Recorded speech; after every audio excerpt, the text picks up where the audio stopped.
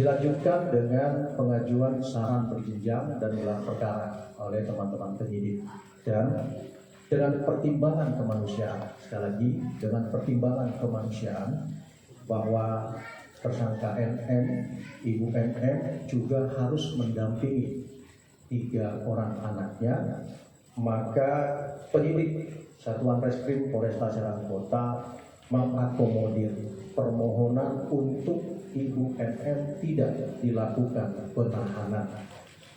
Maka malam ini terhadap tersangka Ibu NM dapat dipersilahkan untuk kembali ke rumah dan meninggalkan ruangan penyidikan.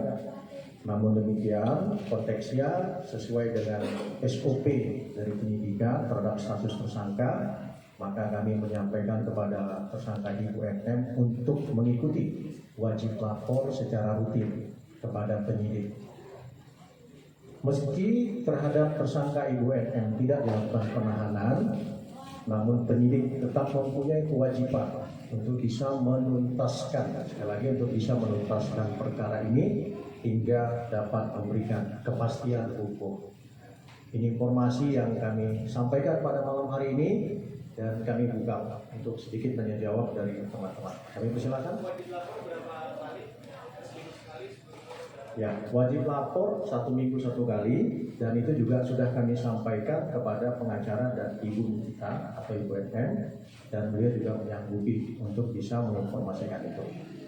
Dan memang pada saat ini kami berterima kasih juga bahwa sejak masa penangkapan 24 jam, kemajuan penyitaan alat bukti pada masa penangkapan telah dilakukan penyitaan 1 unit handphone jenis iPhone 12 warna biru dari ibu kita, dan kemudian juga terhadap akun media sosial Instagram yang dioperasionalkan oleh tersangka Ibu NM.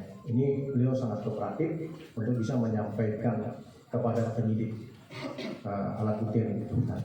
Oke, next, ada pertanyaan? Silakan. Dari kuasa hukum NM sendiri tadi sempat menyatakan bahwa ada surat dari Propam Mabes Polri yang menyatakan bahwa akan ada pemeriksaan terhadap penyidik karena berdasarkan hasil laporan dari tersangka NM ini bahwa ditemukan adanya bukti dugaan pelanggaran kode etik dan profesi. Nah, tanggapan dari pihak polisi seperti apa, dan apakah itu akan mempengaruhi terhadap proses dari NM sendiri? Ya, kami sampaikan bahwa penyidik Satuan Reskrim Polresta Serang Kota tentu saja sangat kooperatif untuk pemeriksaan secara internal. Dan kami menyampaikan kepada publik bahwa rangkaian penyidikan yang dilakukan oleh penyidik Satuan Reskrim Polresta Serang Kota ini telah berjalan secara profesional dan prosedural.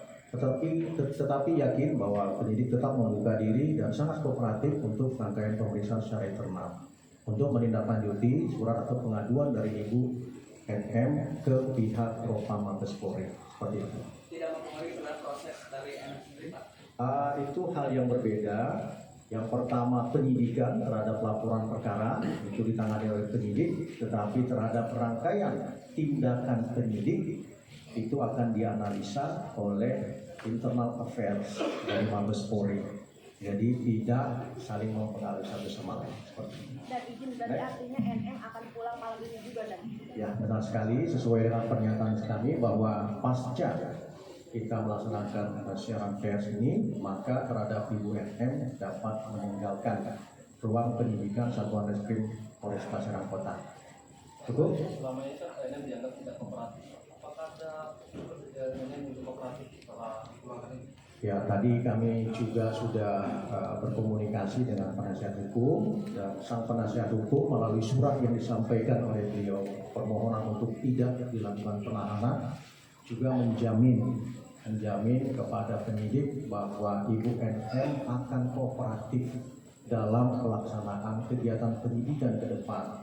Maka konteksnya tadi di depan penyidik juga, atas handphone dan media sosial Instagram milik Ibu NM itu juga secara kooperatif telah diserahkan dan dibantu untuk dibuka password atau kuncian PIN lainnya, sehingga ini merupakan representasi dari apa yang diyakinkan atau dijaminkan oleh penasihat hukum Ibu NM. Seperti itu.